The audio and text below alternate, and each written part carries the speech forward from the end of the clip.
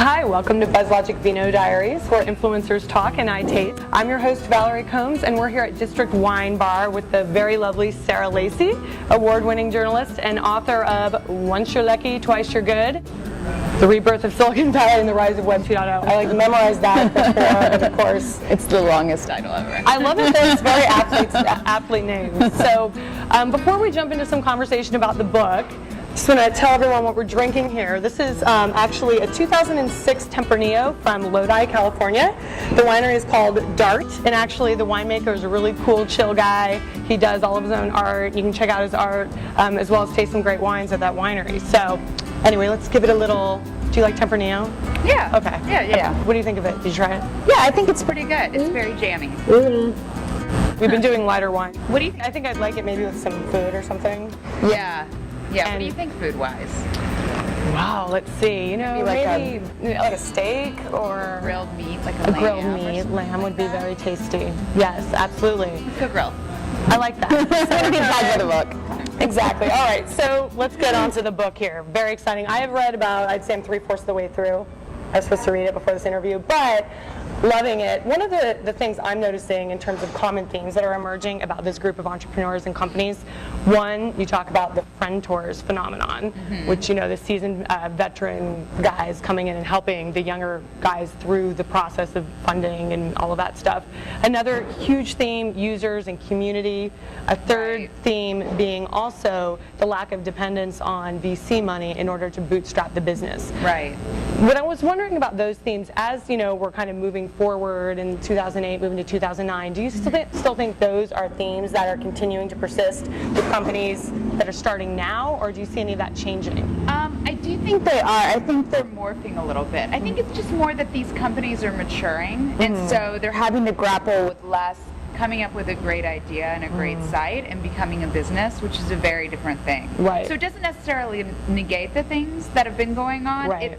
They just have new challenges. So for instance, the role of venture capital has been dramatically different in Web 2.0, not only from Web 1.0, but every wave of innovation in Silicon Valley. I mean, it was so much cheaper to start a business and build an audience that these guys just did not need venture capital in the same way. Right. Because of their experience and their friend tours experiences, they didn't want venture capital.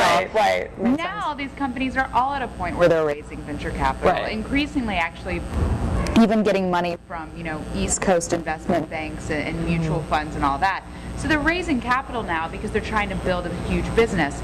But the capital is coming in at a more advantageous price to the startup. By which I mean, you know, for every dollar an investor puts in, you know, once a company's worth $15 billion, in the case of Facebook, they're buying much less of the company. So the guys are getting money, but they're still not giving up much control. Well, do you see that changing though at some point, where it'll swing back to the VC community in terms of being able to get in early? Not in web, because they don't need the money. Right. I mean, they really don't need the money. I did an interview yesterday with a couple guys who are out raising money now, and they were talking about how the venture capital community has almost become like the music industry. I mean, the web is, what makes the web so powerful is it just breaks down and disintermediates gatekeepers of any form. And it's fascinating that now venture capital is the victim when they've been the one to benefit from that so many times. Right. Well, so, I mean, the best thing for the venture capital community in the Valley would be if clean tech really took off. If, you know, there was some sort of new thing that took lots of capital, had a very big potential payoff, because in the web you have a big potential payoff, but you just don't need the capital, so their role is completely gone. Right. What was the VC reaction overall to the book? Well, the thing that I love about covering venture capital, and I mean, I got here in the peak of the bubble, so most of my time in the Valley I've been writing harsh things about venture capital. The thing that I love is everyone reads it and is like, oh, that's not about me. Yeah, all those other guys are just like that. So I never seem to get in trouble. But I mean, most venture capitalists know that their industry is in a bind. I mean, they see it, you know, they're not having the same returns. There are too many firms with too much money, and everyone has this addiction to the web because it's really the only way venture capitalists can get at the consumer market. It's very hard to, like, say, build a phone or a component or something like that, and have to go out and, you know, heavily brand it and do all that. I mean, there was a company, Danger, who built the Sidekick that tried that. TiVo obviously tried that. Even the ones that are successful and make it into popular culture don't necessarily make big businesses. So the web is really the only way you could take advantage of consumer. And it's so quick and easy to see if you've got something. And the business model is so mature now in terms of advertising and even some subscription that it's kind of like an addiction. But they're going to have to break themselves of it if they want returns. Right.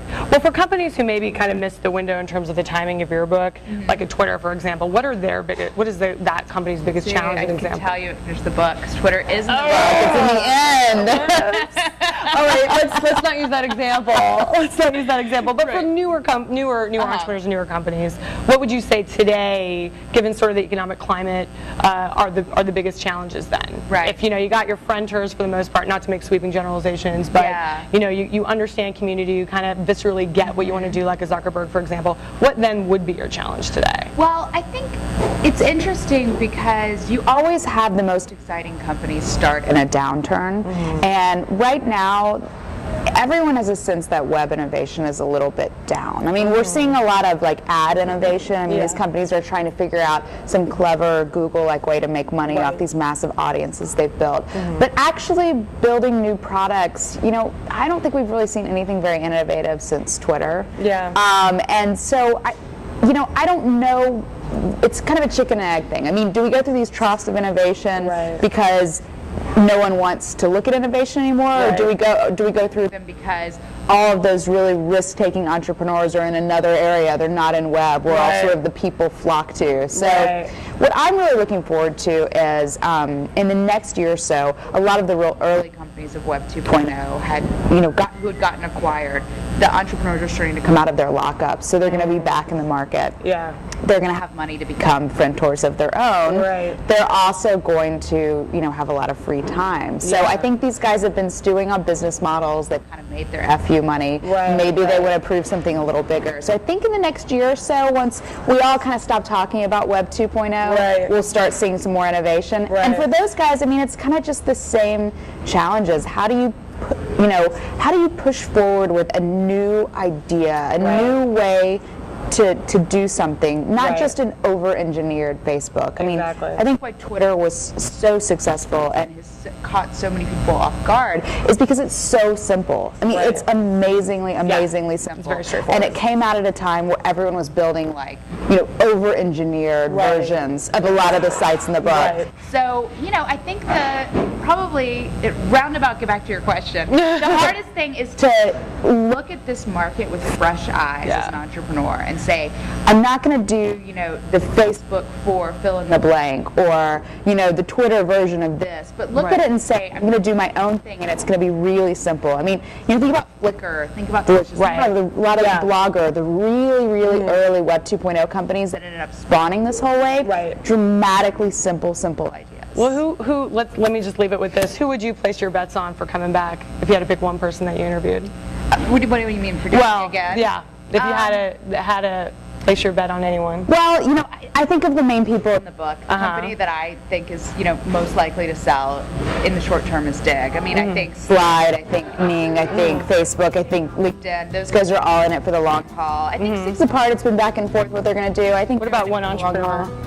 So, I mean, I think Kevin Rose. Let's see what he's going to do next. Because Counts has been a big disappointment to people. And I think he needs to prove he can do something else. And I think he's learned a lot from what he's gone through with Dig, Revision 3 and Pounds. I think if Dig sells, he's going to be locked up for a little while. But he's clearly a visionary guy. I would love to see what the Kevin Rose second act would be. Fascinating stuff. Sarah, thank you so much for joining us. If you haven't read it yet, this is basically Silicon Valley Web 2.0 handbook. Once you're lucky, twice you're good by Sarah Lacy. Go out and get it. Thank you so much for joining us. Thanks for having me. Until next time. Cheers. Cheers.